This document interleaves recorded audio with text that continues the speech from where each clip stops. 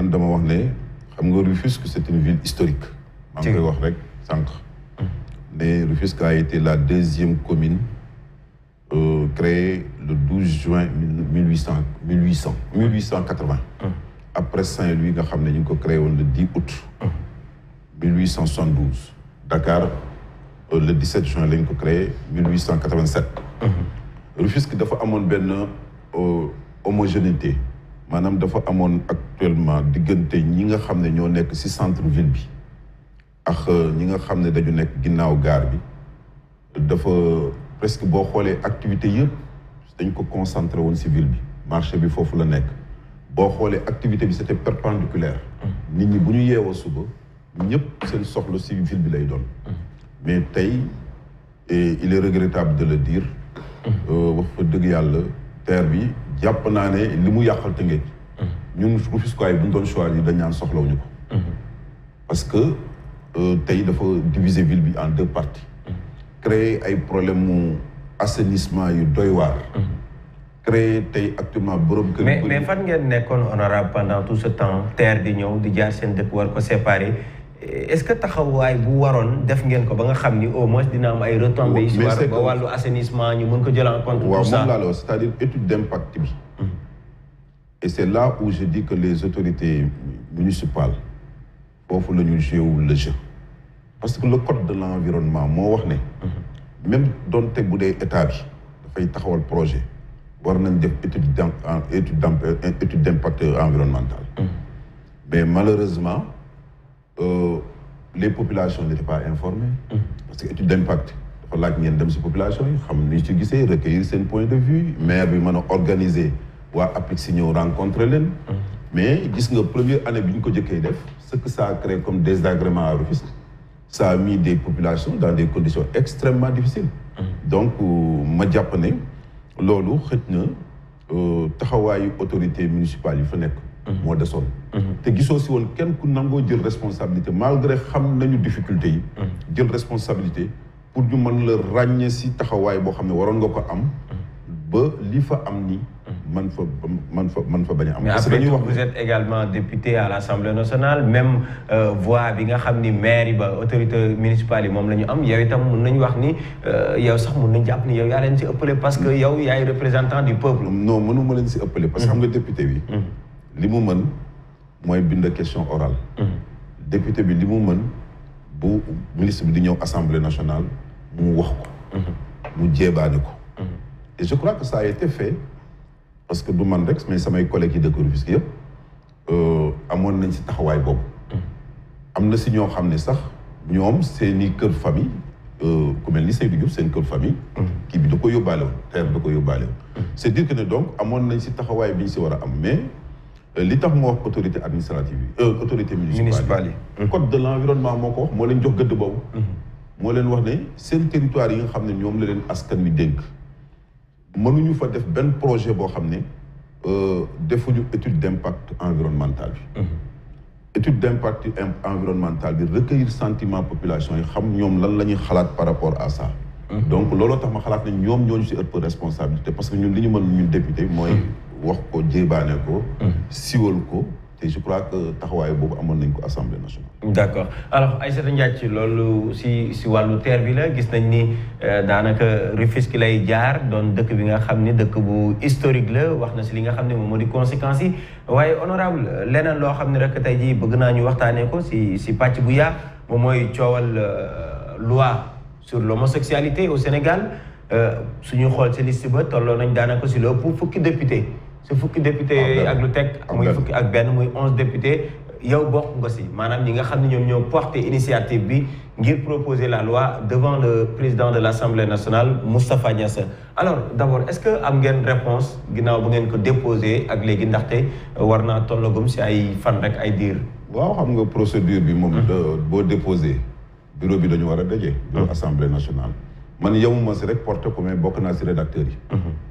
parce que ñeenti weer si ginnaaw waa ànd sàmm si jikko dañu ñëwoon seet si ma sama kër doon def campagne de collecte de signature pour pétition boo xam ne dañu doon wax ne bëgg nañu Sénégal ñu criminaliser homosexualité gannaaw bi nga xamee ne am na yu bëri yu fi jaar gannaaw aussi tamit bi nga xamee ne bon donc am na benn agenda horizon 26 nga xam ne dafay prévoir une société sans discrimination promouvoir genre égalité ñu xalaat ne yooyu mën na indi jafe-jafe ñu wan ma seen pétition bi nga xam ne dem nañ seeti xalifa généraux yëpp dem nañ seeti ji couche population yëpp que ce soit les syndicats moo waxtaan ak ñoom ñu xamal ma ne plateforme la ànd sàmm sa jikko boo xam ne ëmb na 80 associations yoo xam ne ay relais lañu si population bi ba ñu ñëwee seet si ma signé non seulement pétition bi mais wax leen na leen lii ngeen def ñu pétition bi su fekkee da ngeen ko ñëpp dañu signé dafay mel ni rek mbir moo xam dañ koy wax nii rek te duñu am fu ñu ko wéer ma ne pour loi am ñaari la ko constitution may article 80 bu constitution moom moo wax ne l'initiative des lois appartient concurremment au président de la République et aux députés ma rajo ki ne soit gouvernement bi def ko projet de loi soit député yi def ko proposition de loi man nag ma ne leen man pare naa en tout cas pour proposer leen même def premier draft bi proposer leen ko ngeen xool parce que lii ñi xam ne moom ngeen ñuy wax man ci société bi laa bokk te député bi dafa war a agir au nom du peuple dafa mooy tànku peuple bi mooy bëtu peuple bi ci pencu assemblée nationale te gis naa ne pétition bi rassemblement large la def surtout avec des leaders d'opinion yoo xam ne comme les xalif généraux moi je crois que loolu ñun dañu war a mottali yéene bopp mais lan mooy njëriñ li vu li nga xam ni comparé lu fi nekkoon lan mooy njëriñu lu bees li nga xam ne tey jii yow bokk nga si ñu ko bind lan mooy différence bi d'abord njëriñ li bari na lool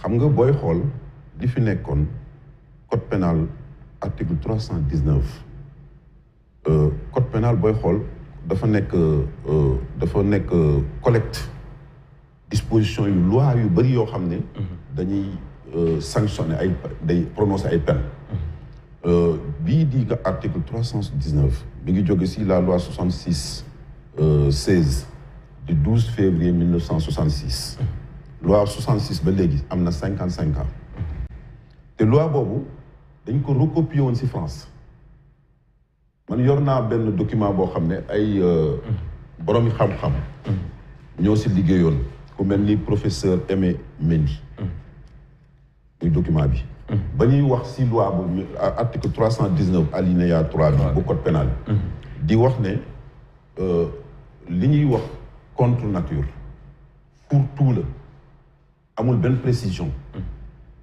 bañ koy wax boobu sax bi waxu homosexualité yi ñëwul woon loi bi ñu ngi ko recopier si France si benn disposition bu nekkoon si code pénal en France nga xam ne en 1945 la le 8 juillet le 8 février ordonnance boo xam ne si 8 février la 1945 loi boobu tuddoon ñu jagle ko woon article 331 moom la ñu jëloon recopier ko bañ ko recopier loi bi contre nature la yam tey boo demee loi boobu évolué na en France mais ñun dañu ne acte impudique et acte contre nature amul fenn ci disposition texte bi bu ñu wax homosexualité te diggante bi nga xam ne tey loi boobu 66 nekk na ci suñu code pénal mu am 55 ans léegi concept yu bëri daf fi développé jamono yooyu daawuñu wax lesbienne jamono jooju daawuñu wax gay jamono jooju daawuñu wax bisexuel ba jamono yooyu daawuñu wax transsexuel donc concept yooyu yëpp développé na man dama ne woon techniquement waroon nañu adapter loi boobu par rapport à cette évolution ñaareel ba mooy loi bi muy contre nature toujours lu jot dafa nekk loo xam ne lii nga xam ne déjà moom la gën a moom moo gën a nekk jafe-jafem mooy bu dee loi bu imprécise nga xam ne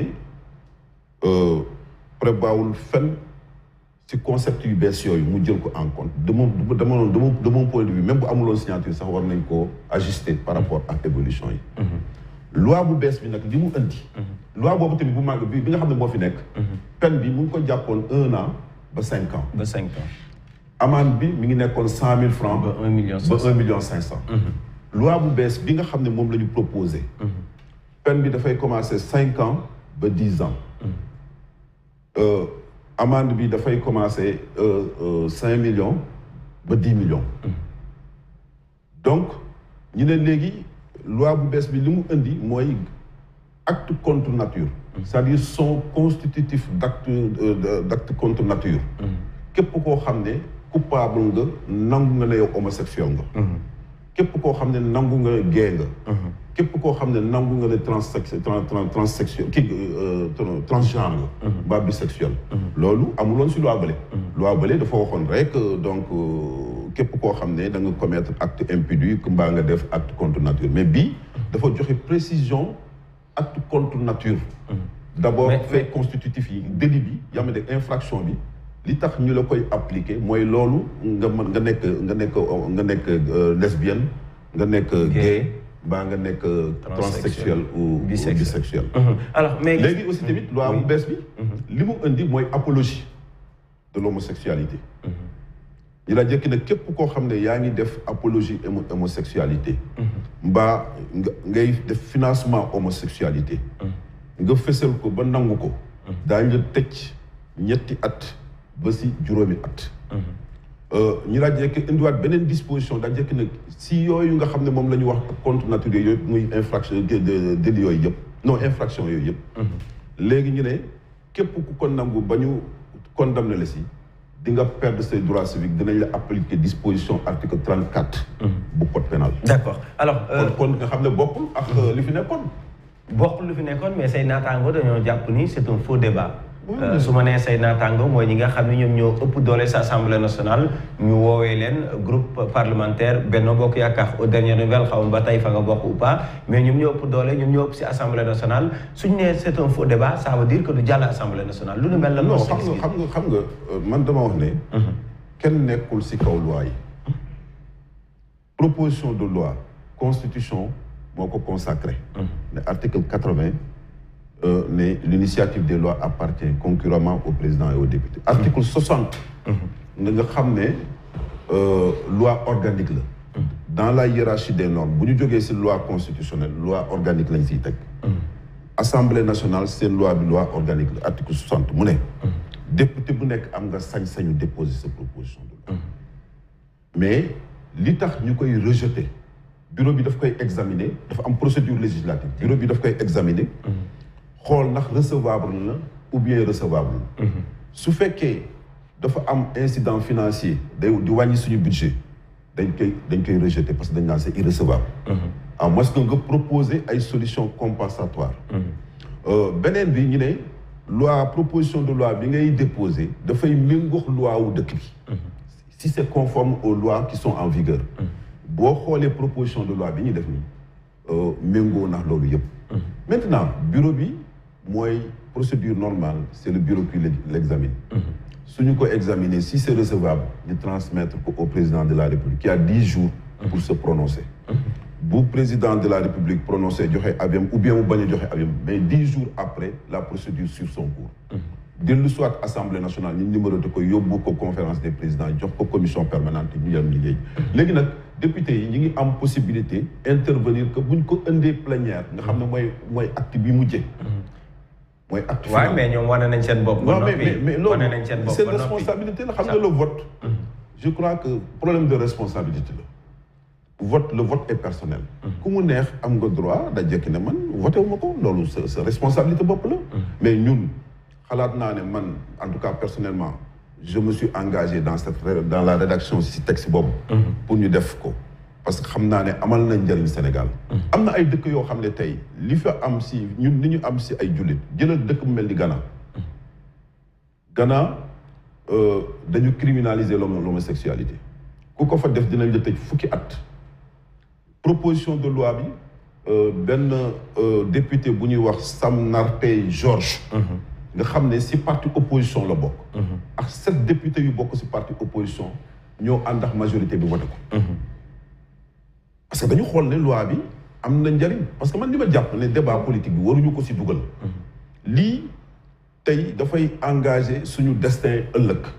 day engagé suñu destin njaboot tey parce que tey kuy kilifa. mbaa nga am njaboot war nga tiit sa bopp parce que phénomène bi dafa commencé jël benn. alors man foofu laa ko bëggoon laajte sax mi ngi ma xam ja parce que bu ñu nee ci code pénal am na loo xamante ni dafay daal di teg ay daan ñi nga xam ne mën nañ jàpp ni ay homosexuel lañ maanaam dañuy amal ay acte contre nature parce que man jàpp naa ne koo xam ne da ngay am acte contre nature rek homosexuel nga alors pourquoi yéen te sax loi bi nee na avec un individu de son sexe maanaam yow mi nga xam ne ngeen bokk donc foofu leer na alors pourquoi lan moo tax en fait yéen ngeen tiit da ngeen gis ay prémices fii ci suñu réew muy ci suñu dirigeants yi muy ci feneen ak feneen lan moo tax yéen ngeen sentir la nécessité de renforcer cette loi là jàpp ni li fi nekk ni protégé wul assez suñu culture protégé wul assez waa dëkk bi ak population yi. mais ay surtout mosuñu tëj benn nit délit d'homosexualité fii si dëkk bi li ma la wax bu la neexee nga vérifier ko. au Sénégal ici. waaw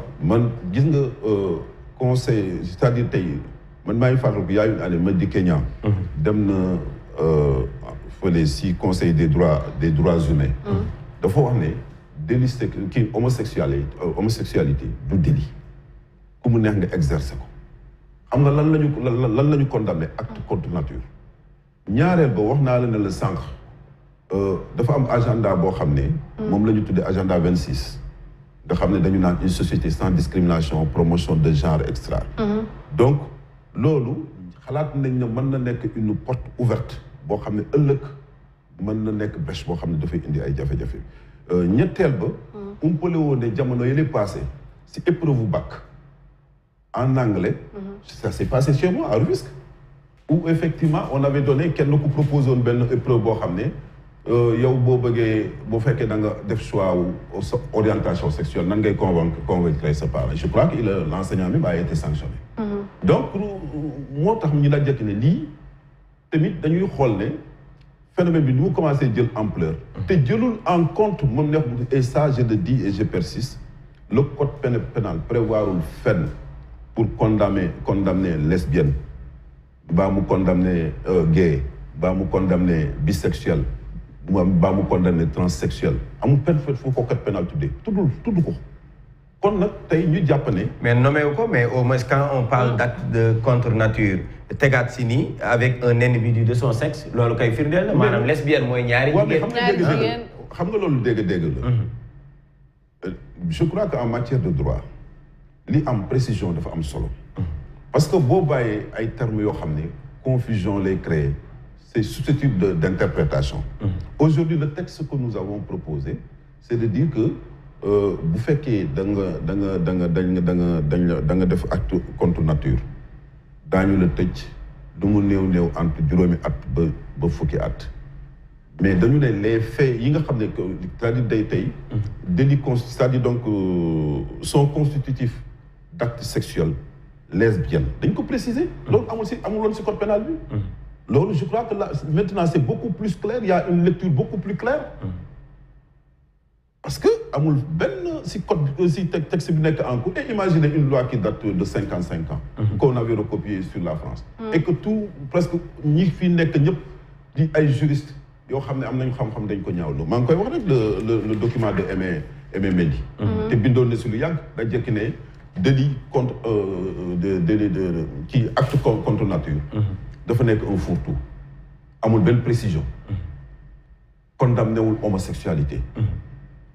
ay autorités confirmé ko. même la. léegi quand vous sortez acte contre nature de l'homosexualité selon vous lan mooy des. mu ne. soo génnee acte contre nature. waaw soo ko génnee ci homosexualité. waaw lan mooy des. boo nangoo na góor di nga xam nga acte contre nature dañuy wax ne nga. sëy ak koo bokkul benn sexe la. mais su fekkee yow da nga affirmé wu ne yow góor jigéen nga da nga affirmé woon ne da ngay def lesbienne assumé ko. je crois que am na fi benn ku ñu fi mosoon jàpp à Thiaroye. elle a dit publiquement que ne moom lesbienne la. loolu boo ko defee tamit dañ lay tëj dañ lay appliquer parce que loolu dañ koy considérer comme acte contre nature. mais jamono jii soo ko avoué kenn du la tëj. ah mais boo ko assumé si tu es coupable. xam nga am na ñoo xam ne ñu ngi koy assumer je crois que ñoom am nañu ay organisation fii am nañu association depuis booba léegi yaa ngi leen di dégg ñuy agir. yaa ngi dégg donc moi je pense que ceux qui ont le courage. di ko assumer ko publiquement moi je pense que violer même di ko def publiquement nga xam ne yow da ngay violer même respect liberté ñeneen ñi si des. alors cité nga exemple Ghana. ba nga demee Ghana da nga ni opposition dañoo porte combat bi ñenn sa opposition bi. waxaat tamit ni ñenn sa pouvoir bi ñu ngi si biir sauf que différence bi fii sooy xool si liste député yi daanaka peut-être si 10 yi ñëpp si ku jéggi lañ nekk presque. est-ce que lu nu mel également. mais man bokkuma si ku jéggi. waaw moo tax ma génn la si benn bi. nit ñi si non am na ñeneen. waaw parce que am na ñeneen peut-être am na ñoo xam ne mais parce que am na ñoo xam ne nee nañ ñu dindi seen tur si.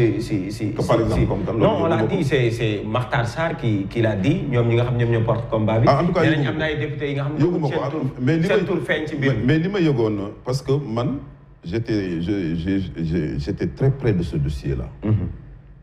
bi nga xamee ne. pare nañu texte bi dafa am député yoo xam ne am ànd Samba Sidiko ñi ma seeti nañ dem seeti ji leen. ils ont donné leur accord. bon am na ñoo xam ne Mamadou Lamine Diallo. moo leen contacté woon. bon Mamadou Lamine Diallo dañu ne ko woon comme on est un groupe et on veut vraiment porter la proposition yow mën nga coordonner action yi. am na ñoo xam ne bokk nañ benn bokk yaakaar. yoo xam ne jox nañ ko seen avis ñu ngi seen tur a ngi si biir kii bi. ñu ngi si biir dossier bi am na ñoo xam ne sax ba ñu demee bay déposer ñun jour bi ñu demee di déposer Ababacar Mboup wax nañu ne Doulaye Wilane oo na ko ne nañu def turam si biir kii bi. ba boo fekk document bi saisir nañ ko ba noppi pour déposer ko. kon donc affaire bi waruñu ko jël opposition au pouvoir. dañu war a xool ndax dañu war a xam à l'Assemblée nationale on a au moins. mais xam nga lan la ñu war a xool. dañu war a xool Sénégal te loolu moo ñu tardé xool Cheikh Anta Diop. valeur bi mu amoon. mais on l'a jugé sur le plan politique. la mu waroon apporter Sénégalais yi apporté wu leen ko. Ablaye Wade il a fait du chemin. lépp lu mu waroon def na gis nga yooyu la ñu war a génne si Sénégal dañu war a xool li nga xam ne amal na njariñ askan bi. foo mën a bokk. foo mën a bokk. nit ñi daa jékki nag jël ko en compte. D'accord maintenant il y a plus de presque 150 députés à l'Assemblée nationale. pour 165. Le moment 165 pour le moment il y a que 11 députés ñoom ñoo porte combat bi. est-ce que am nga yaakaar ni. dina aboutir. waaw man xam nga man sama problème d'abord nañu jeexal procédure législative bureau bi na def liggéeyam. le bureau de l'Assemblée nationale n'a qu'à examiner la proposition de loi xool ndax si c'est recevable et jàpp naa ne c'est recevable. Et je persiste, je signe et persiste que c'est un texte qui a été bien travaillé. Donc, bu ñu paree ñu transmettre ko président comme li ko procédure bi waxee. 10 jours mu revenir aat ko Assemblée nationale ñu indi ko nag maintenant commission yi bu boobaa. ñu xool ku si nekk sa responsabilité boppam. est-ce que ragaloo mu nuroo ak bi nga fi defoon bu yàggul dara muy proposition de loi si permis à point parce que boobu ba tey su accident amee on vous appelle on essaie de relancer le débat mais rien est-ce que jàppoo ni. mais man foofu la nar a mujjee tamit mais xam nga ku si nekk xam nga yow dama naan boo nekkee. waaw mais am na loo xam ne ce sont des faits. voilà boo nekkee député ak réalité bi nga xam ne boo nekkee député da ngay def sa devoir. et je signale parce que man dégg naa si ay wax sax ñu naan way ndax bureau bi dafa jar na ko jaru xam nga kooku tu apprécies l'opportunité. Aucun député ni le bureau de l'Assemblée nationale a ce pouvoir-là d'apprécier si c'est opportun ou non. dafa war a xool si c'est conforme à la loi. dafa war a xool est-ce que am na incident financier ñaar yooyu rek lañ ko demandé. te loi bi dafa wax foofu aussi mi si procédure bi daa jekki ne ak session bi nga déposé proposition de loi. session boobu dañ ko war a examiner. bu ñu ko examiner session ba sa topp. xam nga session yi fii mi ngi commencé octobre ba mois de juin. muy session ordinaire yi. ñu ne bu fekkee session extraordinaire dox na si diggante bi bon alors dañu war a examiner proposition de loi li nga wax nag jafe-jafe la Assemblée nationale. Il y a des personnes qui sont réfractaires à toute nouvelle idée. loolu nag c'est leur responsabilité mais man dama naan député bi la ko war na ko def sama permis à point yi fan la mujjee après gouvernement bi lañ ko jox. c'est pour baliser peut-être le chemin au nouveau ministre des transports mu intégrer na ko si actuellement un projet de loi bu mu indi Assemblée nationale mais man pour man. initiateur bi ça importe peu. L'essentiel dañ ko réaliser pour le Sénégal. loolu rek moom amaloon sax te pourtant le projet la proposition locale a été bloquée à l'Assemblée. alors man bureau bi rencontré naa leen mën na leen amu leen woon droit sax di ma demander opportunité lii est-ce que c'est conforme à la loi est-ce que am na incident financier te boobu accident yi nga xam ne moom laa gisoon mu nekk njëriñ mais alors tey suñu demee ba jël ko dugal ko ci projet gouvernement ñu ngi leen di joxañ baaraamu tuuma ni vous avez peut-être des ambitions inavouées sur le plan politique parce que si veille élection locale la ñu nekk est-ce que lu nu mel également nekkul loo leen di campagne parce que pour rappel également candidat nga si élection je ne me sens pas concerné par ça franchement je ne me sens pas concerné parce que pour man c'est deux choses différentes man bokk naa si ñi leen proposé na leen bu ñu paree waa ànd sàmm jikko ànd sàmm si jikko yi mën na leen bi ñu paree texte bi ñu koy paree juste boo fekk ne ñu ngi nekkoon session budgétaire mën na leen suñu paree budget bi nañu déposer proposition de parce que 2022 dafay bari ay élections te nit ñi duñu am temps wu étudier ko man bokk naa si ñu leen proposé loolu kon nag bañ koy wax xooluñu si woon ay élections locales parce que élection locale dafa am yeneen spécificité ku si nekk sa localité ñoo lay apprécier xool yow sa taxawaay ndax mën nga apporter dara sa localité lan la ñu ndax ëllëg mën nga fexe ba avancer sa localité buñ lay wateel ñu wateel ça n'a rien à voir kii c'est une question nationale très bien Migui bu dee pare nga rek temps bi jeex na de. waaw xam na pàcc bu gën a am bu desoon moom mooy wàllu politique mais boobu dañuy joxante dig daje. si weer wi parce que CNRA daf ñuy tere yéen ñi voilà ñu dugg si yéen ñi moo tax. en tout cas daal man je dirige une coalition à Rufisque. bu tudd donc àndu nawle. àndu nawle ànd liggéey. bon hier on a finalisé notre programme. ba proposer ko population yi. mu nekk ci programme boo xam ne dafa tëdd ci ñetti étape. d'abord première étape bi. mooy valeur vision et principe. d'accord deuxième étape bi. mooy le diagnostic. troisième bi mooy cadre stratégique. ak plan d'action. d'accord incha allah daañu ci waxtaan. dinañ am nañ ay plateau yaatu yoo xam ne prévoir nañ ko. c'est ça ngir dalal leen ci. ngeen wax baax a baax seen programme kon Aïssatou Diagne Fall. maa ngi lay jaajëfal baax a baax.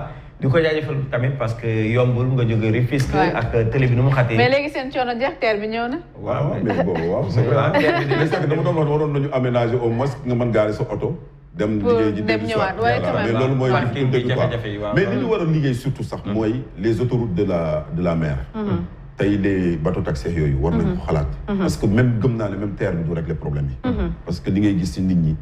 fii ñuy taxaw ci mbedd bi bari na lool tey actuellement dañu war a xool xam nga amoon na fi projet bateau taxi avec tout ce qui a été investi aujourd'hui mu ngi noonu di yàq pour fis def tabaxoon nañ fa kii yëpp mais malheureusement yooyu yëpp bon état bi xëy na bi mu ñooy jàpp ne loolu doon priorité. en tout cas ñu koy jaajëfal bu baax a baax Migui merci beaucoup à la semaine prochaine. merci beaucoup Aïssata merci également à tous les téléspectateurs nga permettre ma féliciter les amis ñi nga xam ni gala de la convention ràññee nañ leen fa. Pape Aline Sarr mu remporté prix spécial médias et droits de l'enfant. Adama mi nga xam ni moom moo jël 3e prix bi mais également Pape Ibrahima Ndiaye mi nga xam ni moom moo gagné prix en télévision. yëkkati nañ média ci kanam. donc di remercier toute l'équipe parce que masse ñëpp ci jàpp. donc équipe la. équipe bi moom moo tax résultat boobu am. ñu ngi leen di jaajëfal di leen wax à chaque fois c'est comme ça nañuy continuer di participer. wan ni mbir mi passion la te xale yi ñoom ñoo yor mbir mi. jeex na mi ngi noonu ñun ñooy waa team Ajax merci beaucoup Migui Maram Ndiaye jaajëfal également sa invité Aliou Souaré di député à l'Assemblée nationale jaajëfal téléspectateurs ak internautes jaajëfal toute l'équipe technique on se retrouve suba incha allah ci beneen